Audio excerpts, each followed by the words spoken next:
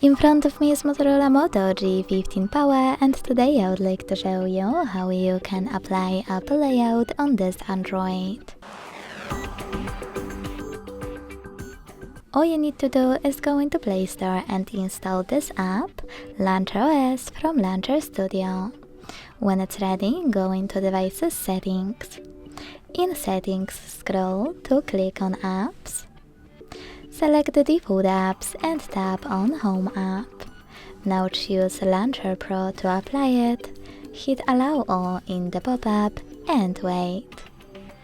As you can see, after a couple of seconds, my launcher was successfully applied. If you want to make some changes to it, you can always go into Launcher app.